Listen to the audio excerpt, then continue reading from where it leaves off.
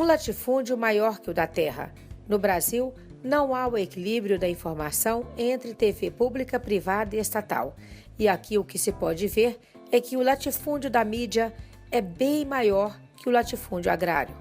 11 famílias dominam esse segmento, alertou a ativista social, historiadora Conceição Oliveira, do blog Maria Fro, durante o Congresso Estadual do Sindiúti, em Belo Horizonte. Esse é um país onde a gente tem um monopólio, onde 11 famílias dizem para a gente o que deve ser a realidade, como ela deve ser, quando, onde e assim por diante. A gente vai discutir um pouco nesse campo e ver que tipo de estratégias a gente pode fazer para furar um pouco com esse bloqueio. Nós não temos respeitado o que a Constituição diz em relação à comunicação pública, por exemplo, ao espectro que a gente tem da radiodifusão. Então, nós deveríamos ter um equilíbrio entre a TV pública, privada e estatal. E o que a gente tem no Brasil? A gente tem um grande latifúndio. Um latifúndio que ele é muito pior que a terra. A mídia no Brasil é mais concentrada que o latifúndio. Olhem que aqui nós temos um grande latifúndio agrário. A Constituição diz que tem que ter equilíbrio entre os setores público, privado e estatal.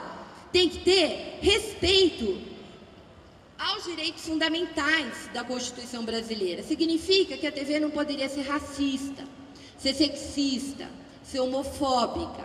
E ela é tudo isso. Quando ela estigmatiza em suas novelas a população negra, ou os homossexuais, ou as mulheres, né, fazendo do seu corpo mercadoria, ela está estigmatizando mais preconceitos.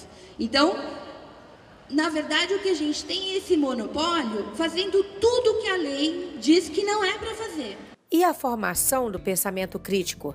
Será que essa realidade existe hoje dentro das escolas? Não há discurso negro. Eu não preciso falar isso para professor.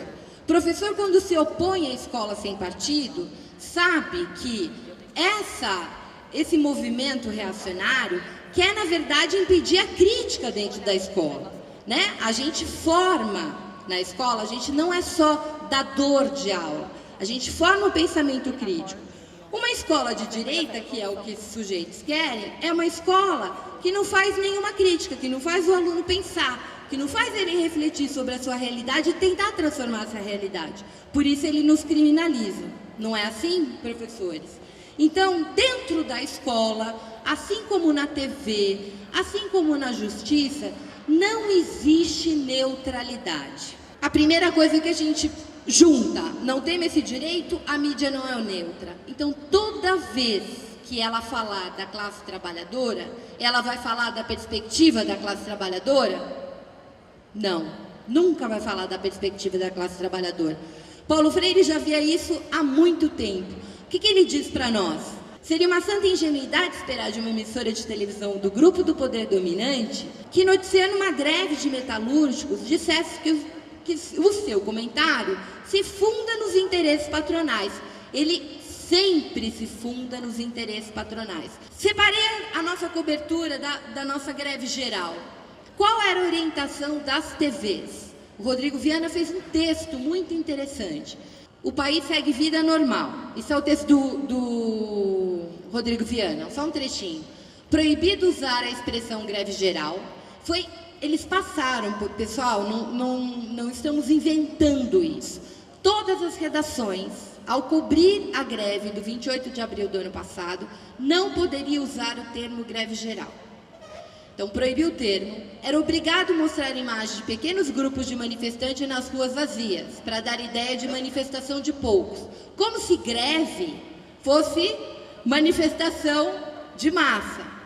Valorizar cenas de confronto, brigas, acrescidas da informação de que a greve foi organizada pelos sindicatos. A ideia é surfar nessa onda conservadora, criminalizadora, que acha que sindicato é lugar de vagabundo. Mas esse monopólio que afeta rádio e TV, será que chega também à internet? Quando a gente vai falar de acesso à internet, o que a gente tem? A gente tem 4 empresas que monopolizam esse acesso. Então, essa grande desigualdade que a gente tem no país, ela também se expressa no acesso à rede. E o acesso à rede, gente, hoje é a inclusão cidadã do sujeito, né? A gente faz absolutamente tudo pela internet hoje. Sem acesso à internet, sem acesso à rede de telefonia celular, ou porque é muito caro, população na parcela mais pobre desse país, que, enfim, no IBGE, D e E, não tem, tipo, 40% não tem condições de pagar o preço, né? Aqueles celulares que a gente brinca que é pai de santo, só recebe ligação, não tem acesso à rede. Mesmo assim, até em grandes centros, você tem lugares que não têm infraestrutura. A cada minuto, são disponibilizadas 72 horas de vídeo no YouTube. A cada segundo, um novo blog é criado. 70% das pessoas consideram a internet indispensável para a sua vida. Então, duas coisas importantes aqui para a nossa luta e para a nossa briga de narrativa. Quem acessa a internet no Brasil, uma boa parte dela acessa via móvel.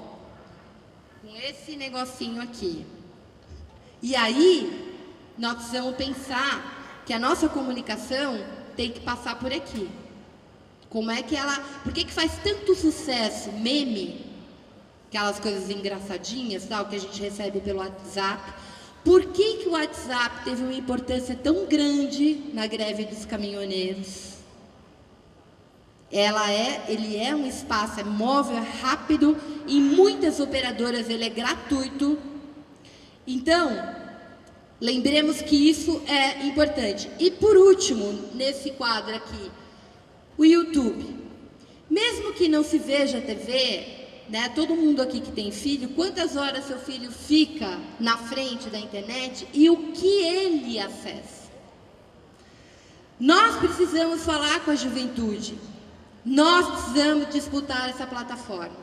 Nós precisamos disputar esta linguagem.